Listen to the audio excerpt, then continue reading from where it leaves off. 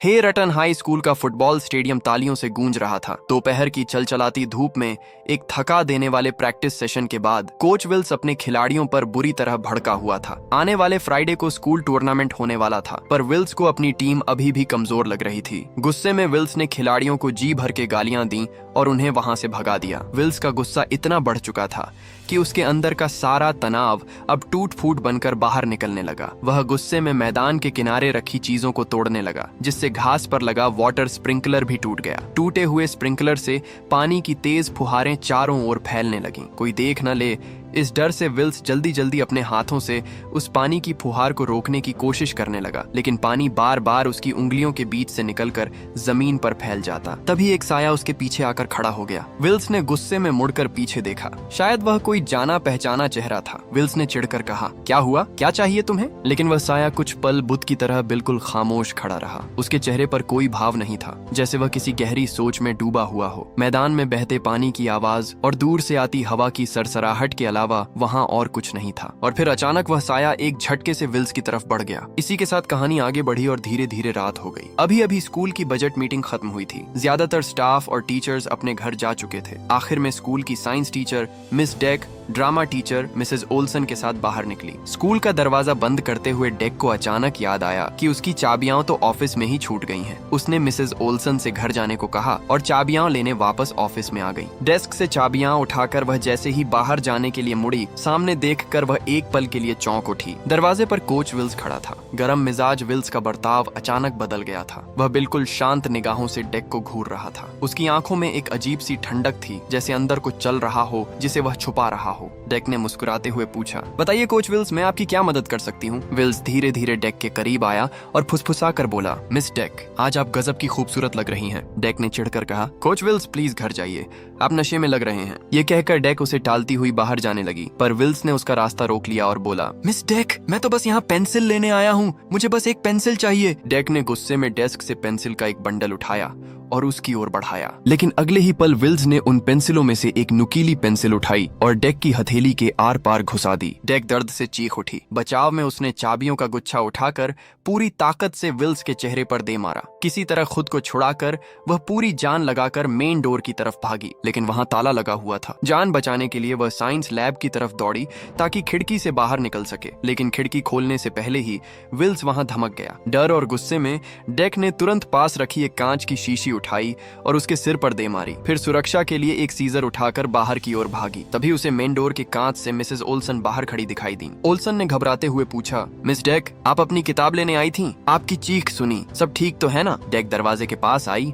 और हाँफते हुए बोली कि विल्स उसे मारना चाहता है। वह दरवाजा खोलने के लिए ओल्सन के आगे गिड़गिड़ाने लगी, मगर ओल्सन ने कहा, मेरे पास चाबी नहीं है मिस डेक, चाबी तो आपके पास थी। डेक को याद आया कि चाबी सच में उसके हाथ में ही थी। उसने जल्दी जल्दी ताला खोलना शुरू किया। उधर विल्स भी किसी भूखे भेड़िए की तरह उसकी ओर लपक रहा था। वह उसे पकड़ने ही वाला था कि डेक ने ताला खोल लिया और बाहर निकलकर तुरंत दरवाजा बंद कर दिया। विल्स अंदर ही लॉक हो गया। डेक की जान में जान आई। उसने विल्स को एक गंदी गाली दी और राहत की सांस लेते हुए जैसे ही पीछे मुड़ी, उसके पैरों तले जमीन खिसक गई। सामने मिसेस ओल्सन हाथ में सीजर लिए खड़ी थीं। उनके चेहरे पर भी वही सूनापन था जो कुछ देर पहले विल्स के चेहरे पर था। डेक कुछ समझ पाती उससे पहले ही ओल्सन किसी जंगली जानवर की तरह उस पर टूट पड़ी और सीजर घोंप घोंप कर उसका शरीर छलनी कर दिया। डेक की चीखें स्कूल की दीवारों में हमेशा के लिए दफन होकर रह गईं। वो खौफनाक रात बीत गई, लेकिन अगली सुबह जो हुआ वो और भी अजीब था। हर्टन हाई स्कूल में सब कुछ बिल्कुल नॉर्मल था, जैसे कल रात कुछ हुआ ही ना हो। स्टूडेंट्स मौज मस्ती कर रहे थे और टीचर्स अपने काम में बिजी थे। हर्टन हाई स्कूल कम और एक सोशल बैटलफील्ड ज्यादा लगता था। कहीं झगड़े, कहीं रोमांस,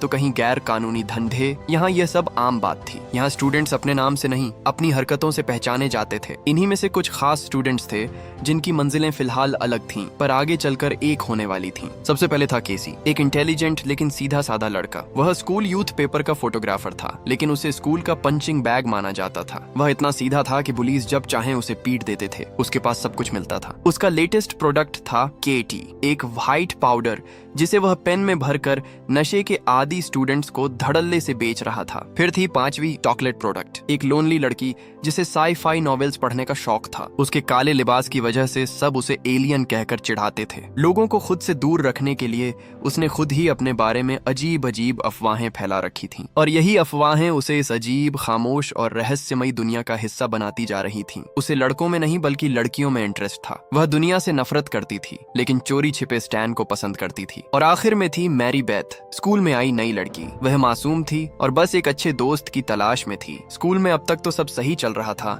लेकिन फिर विल्स और ओल्सन दिखाई दिए। विल्स पागलों की तरह बस पानी पिए जा रहा था, जैसे उसकी प्यास खत्म ही नहीं हो रही हो। और ओल्सन के तो तेवर ही बदल गए थे। हमेशा डरी सहमी रहने वाली टीचर अचानक से निडर और गुस्सैल हो गई थी। उनकी आंखों में एक अजीब सी कठोरता थी, जैसे उनके अंदर कुछ और ही जाग चुका हो। वो दोनों बाकी टीचर्स को किसी शिकार की तरह देख रहे थे। कुछ देर बाद स्कूल की सबसे बुजुर्ग टीचर मिसेस ब्रूमेल फैकल्टी रूम में अकेली थी। कमरे में एक अजीब सी खामोशी थी। तभी ओल्सन चुपके से अंदर घुसी और धीरे से दरवाजा बंद कर दिया। शायद स्कूल की एक और टीचर अब शिकार बनने वाली थी। दूसरी ओर केसी भीड़ भाड़ से दूर फुटबॉल ग्राउंड में बैठा था। आज कुछ बदमाश लड़कों ने उसे बहुत मारा था और वह कुछ नहीं कर पाया। इसी बात का उसे अंदर ही अंदर बहुत अफसोस था। थोड़ी देर बाद वह घास में टहलते हुए क्लास की तरफ जाने लगा। तभी उसकी नजर घास में पड़ी एक अजीब सी चीज पर गई। वह किसी जीव का लार्वा लग रहा था, लेकिन उसकी बनावट किसी भी आम जीव से अलग थी। वह किसी फॉसिल की तरह बिल्कुल सूखा पड़ा था, जैसे सदियों से वहीं पड़ा हो। किसी ने ऐसा कुछ पहले कभी नहीं देखा था। जिज्ञासा में केसी उसे उठाकर साइंस लैब में ले आया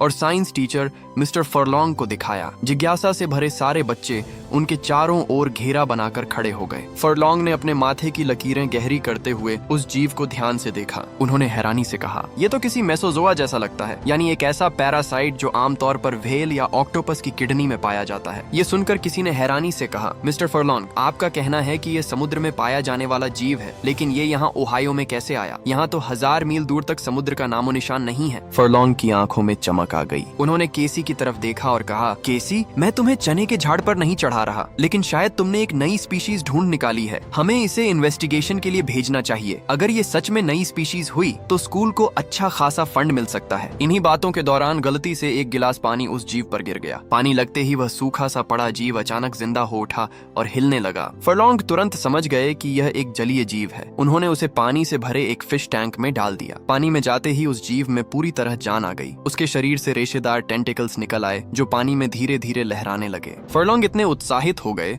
कि उन्होंने पानी में हाथ डालकर उसे छूने की कोशिश की। तभी देखते ही देखते वह जीव रिप्लिकेट हो गया, यानी 1 से 2 हिस्सों में बंट गया। फरलॉन्ग और सारे स्टूडेंट्स हैरानी से उसे देखते रह गए। अचानक उस जीव ने फरलॉन्ग की उंगली पर काट लिया। वो दर्द से चीख पड़े। उस जीव के दांत इतने पैने थे कि उनकी उंगली बुरी तरह जख्मी हो गई। इसी बीच टॉकली ने टैंक के कांच पर अपना हाथ रखा। तुरंत ही वह जीव अपने टेंटिकल्स को हाथ की शेप में ढालने लगा। साफ था कि वह जीव केवल खतरनाक ही नहीं बल्कि बेहद इंटेलिजेंट भी था। फरलॉन्ग ने अपनी घायल उंगली दबाते हुए सभी बच्चों से कहा, जब तक इन्वेस्टिगेटर्स यहाँ आकर इसकी जांच नहीं कर लेते, मेरी सलाह है कि तुम सब इससे दूर ही रहो। उधर स्कूल फुटबॉल टीम का कैप्टन स्टैन अपने करियर को लेकर उलझन में था। वह स्कूल का स्टार प्लेयर था और पिछले साल उसने टीम को चैंपियनशिप भी जितवाई थी। इसी वजह से वह सबका चहेता था। स्टैन पढ़ाई में कमजोर था, लेकिन उसके टीचर्स उसे पास कराने के लिए जबरदस्ती उसके ग्रेड्स बढ़ा देते थे। मगर स्टैन को यह खैरात पसंद नहीं थी। वह चाहता था कि लोग उसे सिर्फ एक खिलाड़ी नहीं बल्कि एक काबिल इंसान के तौर पर पहचाने। इसलिए उसने फुटबॉल छोड़कर पढ़ाई पर फोकस करने का फैसला किया ताकि अपनी मेहनत के दम पर कॉलेज में एडमिशन ले सके। लेकिन उसकी गर्लफ्रेंड डेलाइला को यह मंजूर नहीं था। स्टैन को समझ में आ गया कि डेलाइला सिर्फ उसके स्टारडम से प्यार करती है, उससे नहीं। नतीजा, दोनों का ब्रेकअप हो गया। उस दोपहर आखिरी प्रैक्टिस के बाद स्टैन ने टीम छोड़ दी और उदास मन से शावर लेने के लिए स्कूल के बाथरूम में आ गया। स्टैन बाथरूम में अकेला शावर ले रहा था। तभी बाहर एक परछाई दिखाई दी। अगले ही पल कोई धीरे धीरे सधी हुई कदमों से उसकी तरफ बढ़ने लगा। वे पैर साधारण नहीं थे, उनसे खाल उधड़ रही थी। स्टैन को आहट हुई। उसने झटके से दरवाजे की ओर देखा, पर वहाँ कोई नहीं था। लेकिन जैसे ही वह दूसरी तरफ मुड़ा, उसकी चीख उसके गले में ही अटक गई। उसके सामने उसकी बूढ़ी टीचर मिसेस मेल खड़ी थी। उनकी हालत खौफनाक थी। जगह जगह चमड़ी उधड़ी हुई थी। वो अपने कपड़े उतारती हुई स्टैन की तरफ बढ़ी और लड़खड़ाती आवाज में कहने लगी, मेरी मदद करो, मैं सांस नहीं ले पा रही। इतने में इत्तेफाक से केसी भी उसी शावर रूम में आ गया। स्टैन ने उसे तुरंत मदद बुलाने के लिए भेज दिया। मिसेस मेल रोते हुए स्टैन से लिपट गईं और फुसफुसाकर बोलीं, वो किसी को नहीं छोड़ेंगे, वो सबको बदल देंगे। स्टैन बुरी तरह घबराया हुआ था, लेकिन इंसानियत के नाते उसने कांपते हाथों से उन्हें सहारा दिया। उन्हें शांत करने के लिए उसने उनके सिर पर धीरे से हाथ फेरा, मगर अगले ही पल स्टैन का हाथ कांप उठा। जैसे ही उसने अपना हाथ हटाया, बालों का एक गुच्छा चमड़ी समेत उसके हाथ में आ गया। सिर्फ छूने भर से मिसेस मेल के बाल जड़ से उखड़ गए थे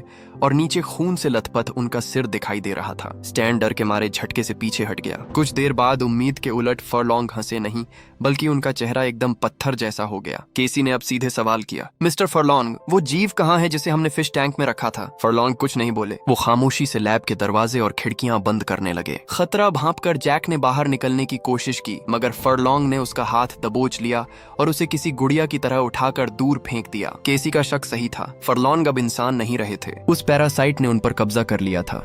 केसी भागने के लिए लपका तो फरलॉन्ग ने उसकी गर्दन पकड़कर उसे हवा में उठा लिया। गनीमत थी कि स्टैन ने उसके गिरने से पहले ही उसे संभाल लिया। तभी जैक ने गुस्से में पास पड़े पेपर कटर का ब्लेड उखाड़ा और पूरी ताकत से फरलॉन्ग पर वार किया। फरलॉन्ग ने बचाव में अपना हाथ आगे किया और उनकी उंगलियां कटकर अलग हो गईं, मगर उन्हें दर्द का एहसास तक नहीं हुआ। हद तो तब हो गई जब वो कटी हुई उंगलियां जमीन पर थरथराने लगीं और जिंदा कीड़ों की तरह भागने लगीं। फरलॉन्ग ने जैक को दबोच लिया। उनका जबड़ा इंसानी सीमा से कहीं ज्यादा खुल गया और उनके मुंह से एक लिसलिसा पैरासाइट बाहर निकल आया। वो पैरासाइट जैक के अंदर घुसकर उसे भी संक्रमित कर सकता था। हड़बड़ी में जैक ने अपने नशीले पदार्थ स्कैट से भरा हुआ वो पेन निकाला और उसे सीधा फरलॉन्ग की आंख में घोंप दिया। दर्द से बिलबिलाते हुए फरलॉन्ग ने जिप को उठाकर फिश टैंक में दे मारा, जिससे जिप बुरी तरह घायल हो गया। फरलॉन्ग दोबारा हमला करने ही वाला था कि अचानक वो रुक गया। उसकी आंखों से झाग जैसा तरल बहने लगा। उसका शरीर कांपने लगा और देखते ही देखते वह तड़प कर वहीं बेहोश हो गया। सब सन्न रह गए। मतलब साफ था, जिप का वो नशीला पाउडर स्कैट उन एलियंस के लिए जहर था। अब स्टैन और जिप को भी यकीन हो गया था कि स्कूल पर एलियंस का कब्जा हो चुका है। स्टैन ने घबराते हुए कहा, हमें जितनी जल्दी हो सके यहाँ से निकलना होगा। किसी ने फुर्ती दिखाते हुए फरलॉन्ग के मुंह से निकले हुए उस पैरासाइट को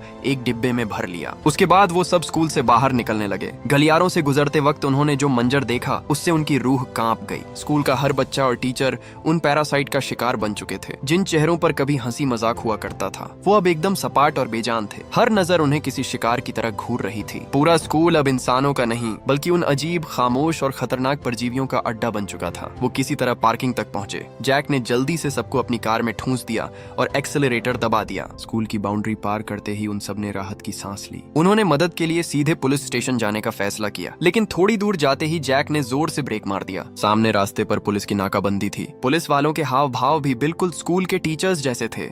वही ठंडी आंखें और अजीब सा व्यवहार। साफ था, वे सब भी इन्फेक्ट हो चुके थे। बाहर रहना सुरक्षित नहीं था। कोई और रास्ता न देखकर जैक ने गाड़ी घुमाई और सबको अपने घर ले आया। जैक ने अपने गैरेज को ही एक साइंस लैब बना रखा था। वहीं वो अपना नशीला पाउडर स्कैट तैयार करता था। घर को खाली देखकर मैरी बेथ ने पूछा, तुम्हारे मॉम डैड कहाँ हैं? जैक ने बेपरवाही से जवाब दिया कि उसके गैर जिम्मेदार माता पिता अक्सर दूसरे देशों में घूमते रहते हैं और अपनी ही दुनिया में मग्न रहते हैं। तभी केसी और स्टैन की नजर जैक के पास रखी एक बंदूक पर पड़ी, जिससे वो थोड़ा असहज हो गए। खैर, उन्होंने बंदूक की बात छोड़कर असली मुद्दे पर ध्यान दिया। पुलिस से मदद की कोई उम्मीद नहीं थी, क्योंकि वो भी एलियंस से इन्फेक्ट हो चुके थे। उन्हें डर था कि शायद अब तक उनके पेरेंट्स भी इन्फेक्ट हो चुके होंगे। पानी पड़ते ही वो बेजान टुकड़ा जैसे जीवित हो उठा। उसने अपने रेशेदार टेंटिकल्स फैलाए, एक चूहे को दबोचा और सीधे उसके शरीर के अंदर घुस गया। चूहे का व्यवहार भी बदलने लगा। जैक ने तुरंत उस चूहे को मार डाला और जब उसे चीरकर देखा तो नजारा खौफनाक था। चूहे के अंदर का पूरा शरीर सूखकर पापड़ जैसा हो चुका था। इस एक्सपेरिमेंट से जैक एक नतीजे पर पहुंचा। उसने कहा, देखा तुम लोगों ने, ये पैरासाइट अपने होस्ट के शरीर की नमी को सोख लेता है। शायद नमी ही इसे जिंदा रखती है। यानी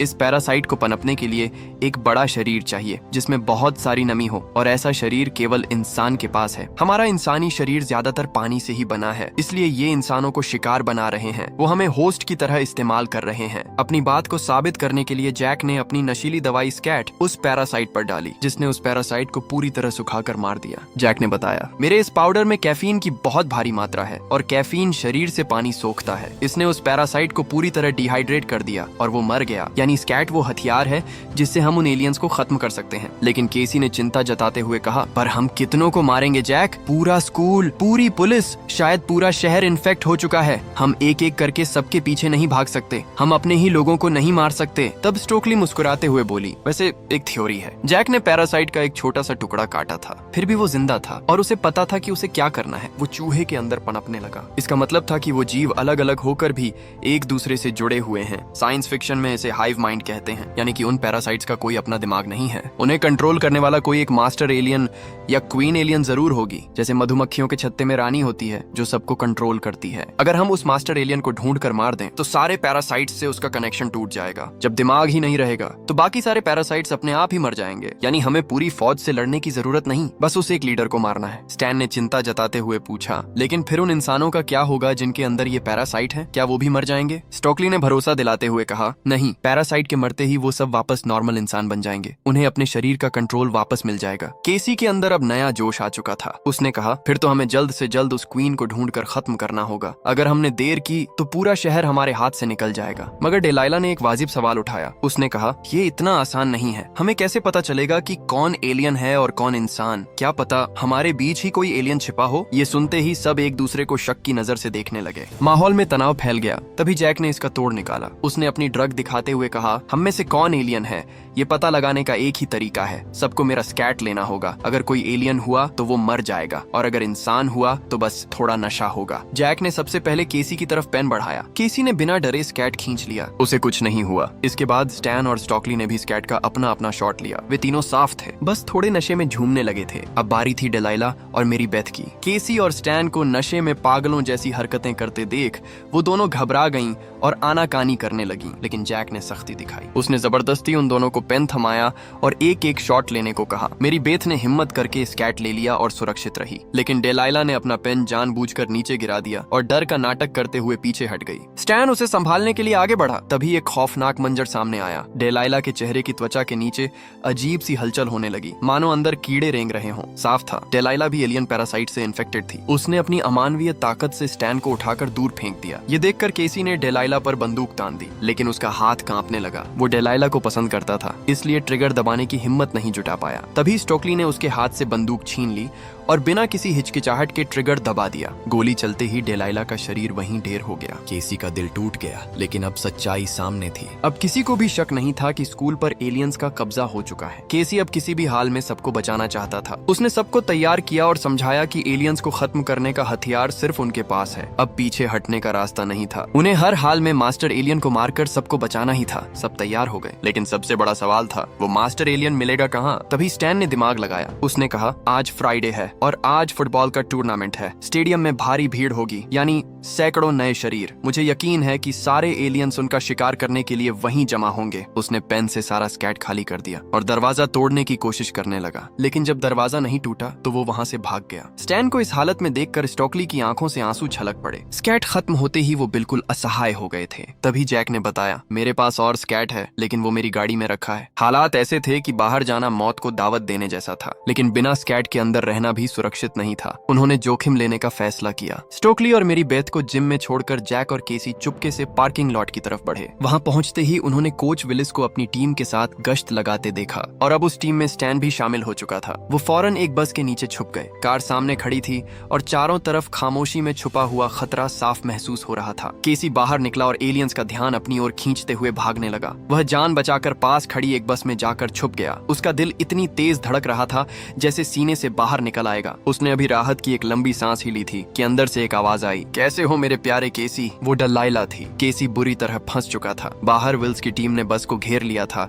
और अंदर डेलाइला मौत बनकर उसके सामने खड़ी थी। इतने में ही बाहर से एक खिलाड़ी कांच तोड़ता हुआ बस के अंदर घुस आया। मौत अब बस कुछ कदम दूर थी, लेकिन तभी केसी की नजर बस के फ्लोर वेंटिलेशन पर पड़ी। उसने बिना एक पल गंवाए फुर्ती से वहां से बाहर निकलने का रास्ता बना लिया और पूरी जान लगाकर भाग खड़ा हुआ। दूसरी तरफ जैक मौका देखकर अपनी कार तक पहुंच गया। उसने डिक्की खोली, लेकिन वहां स्केट नहीं था। निराश होकर उसने डिक्की बंद की ही थी कि सामने मिस बर्ग को खड़ा देखकर उसके रोंगटे खड़े हो गए। उनका शर्मीलापन गायब था। अब वह बेहद बेपरवाह और अजीब ढंग से मुस्कुरा रही थी। साफ था वह भी संक्रमित हो चुकी थी। वो जैक के साथ फ्लर्ट करने लगी। जैक ने भी चालाकी दिखाई। वह उन्हें बातों में उलझाते हुए धीरे धीरे ड्राइवर सीट की तरफ खिसक गया। उसने देखा स्केट के पेन वहीं सीट पर पड़े थे। मौका मिलते ही जैक ने फुर्ती से सीट बेल्ट लगाई और कार सीधी सामने खड़ी बस में ठोक दी। टक्कर इतनी जोरदार थी कि मिस बर्ग शीशा तोड़ते हुए कार से बाहर जा गिरी। जैक घायल हालत में स्केट के सारे पिन समेटकर कार से बाहर निकला। तभी उसकी नजर सड़क पर पड़ी और उसका खून जम गया। मिस बर्ग का सिर धड़ से अलग हो चुका था। उनके कटे हुए सिर से टेंटिकल्स निकल आए थे और वह सिर किसी कीड़े की तरह अपने धड़ की तरफ रेंगता हुआ बढ़ रहा था। जैक के हाथ कांप गए। उसने उसने पल भर की भी देर नहीं की, स्केट को सीने से लगाकर वह वहां से भाग निकला। उधर जिम के अंदर टॉकली और मेरी बेथ हताश बैठी थी। तभी मेरी बेथ ने धीरे से कहा, टॉकली, तुम्हें पता है एलियन पैरासाइट से संक्रमित होने के बाद लोग बदल क्यों जाते हैं? क्योंकि वो पैरासाइट उन्हें वही बना देता है जो वो अंदर से होते हैं। क्या तुम अपने असली रूप को बाहर नहीं लाना चाहती? क्या तुम थक नहीं गई हो दुनिया के लिए वो बनने का नाटक करते करते जो तुम नहीं हो? क्योंकि मैं तो थक गई हूँ इंसान होने का ये नाटक करते करते। टॉकली सन्न रह गई। वो कुछ समझ पाती उससे पहले ही मेरी बेथ ने उसे एक जोरदार घूंसा मारा। टॉकली दूर जाकर गिर पड़ी। जब उसने सिर उठाया तो उसके पैरों तले जमीन खिसक गई। मेरी बेथ के हाथ अब हाथ नहीं रहे थे, वहां से टेंटिकल्स निकल आए थे। देखते ही देखते उसका पूरा शरीर बदलने लगा और उसने अपना असली खौफनाक रूप ले लिया। वह एक विशाल कीड़े में बदल गई। सीधी सादी दिखने वाली मेरी बेथ ही असली मास्टर एलियन थी। तभी केसी वहां आ पहुंचा। एलियन क्वीन का वो असली भयानक रूप देखकर वह सन्न रह गया। क्वीन उन पर झपटी। उससे बचने के लिए केसी और टॉकली स्विमिंग पूल की तरफ भागे। वे किनारे पर दौड़ ही रहे थे कि एलियन ने पानी में छलांग लगा दी। पानी के अंदर उसकी रफ्तार किसी शिकारी मछली जैसी थी। उसने झपट कर टॉकली को पकड़ लिया और नीचे खींच लिया। टॉकली का चेहरा जोर से फर्श से टकराया और वह बेहोश हो गई। अगले ही पल एलियन क्वीन उसे घसीटते हुए गहरे पानी में ले गई। पानी के अंदर वह दानव अपने नुकीले दांतों से उस पर वार करने ही वाली थी कि टॉकली को होश आ गया। वह पूरी फुर्ती से पीछे हट गई। केसी ने हाथ बढ़ाया और उसे खींचकर पानी से बाहर निकाल लिया। दोनों हवास होकर भागे और पास के स्टोर रूम में जाकर छुप गए। उधर एलियन क्वीन पानी से बाहर निकली। उसने फिर से मेरी बेथ का रूप ले लिया, बिना कपड़ों के, बिल्कुल खामोश। अब वो दबे पांव मौत बनकर स्टोर रूम की तरफ बढ़ रही थी। इसी बीच जैक भी उन्हें ढूंढता हुआ स्टोर रूम में आ गया। टॉकली ने फुसफुसाकर उसे अपने पास बुलाया, मगर तभी मेरी बेथ वहां पहुंच गई। मेरी बेथ मासूम बनने का नाटक करने लगी। वो जैक से कहने लगी, टॉकली क्वीन एलियन है। लेकिन मेरी बेथ के हाव भाव देखकर जैक समझ गया कि मेरी बेथ ही असली क्वीन एलियन है। उसने सीधा सवाल किया, मेरी बेथ, तुमने भी तो स्केट लिया था, फिर तुम्हें कुछ हुआ क्यों नहीं? मेरी बेथ ने खुलासा किया कि उसने स्केट लेते वक्त अपनी नाक बंद कर ली थी और पेन का ढक्कन खोलकर स्केट नीचे गिरा दिया था। जैक के हाथ में स्केट से भरा एक और पेन था। मेरी बेथ को बातों में उलझा देखकर वह पूरी फुर्ती से उस पर हमला करने के लिए लपका, लेकिन तभी उसे एक जोरदार झटका लगा। टॉकली ने हवा में उसका हाथ पकड़ लिया। जैक ने देखा टॉकली बदल चुकी थी। स्विमिंग पूल में वह एलियन क्वीन का शिकार बन चुकी थी। वो जैक पर हमला करने ही वाली थी कि पीछे से केसी ने उसे दबोच लिया और पूरी ताकत से खींचकर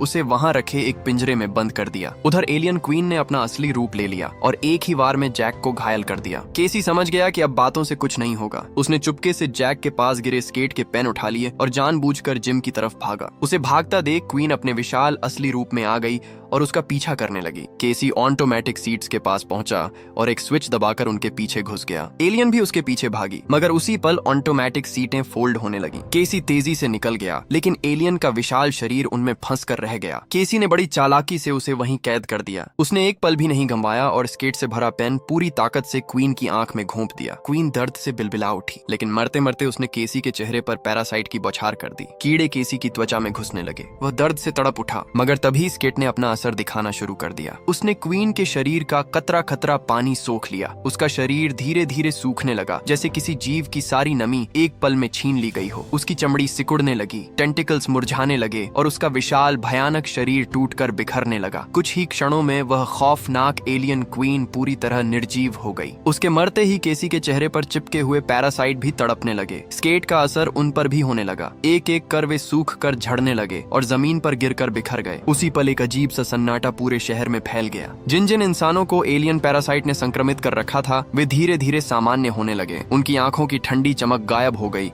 उनका अजीब व्यवहार खत्म हो गया और वे फिर से पहले जैसे इंसान बन गए। उधर जैक भी मौत के मुंह से बचकर बाहर निकल आया था। आज केसी की हिम्मत ने सिर्फ अपने दोस्तों को ही नहीं, बल्कि पूरी दुनिया को एक भयानक खतरे से बचा लिया था। पुलिस की लंबी जांच पड़ताल और मीडिया की कवरेज के बाद पूरी दुनिया को इस एलियन हमले की सच्चाई पता चली। केसी, जो कल तक एक साधारण लड़का था, अब इंसानियत का हीरो बन चुका था। आखिरकार उसने अपने प्यार डलाइला का दिल भी जीत लिया। टेन और टॉकली की प्रेम कहानी भी सफल हुई। जैक ने भी अपनी पुरानी गलत आदतें छोड़ दी और फुटबॉल टीम ज्वाइन कर ली। उन सबकी जिंदगी में अब एक नया और खूबसूरत अध्याय शुरू हो चुका था। और इसी के साथ ये कहानी यहीं समाप्त होती है।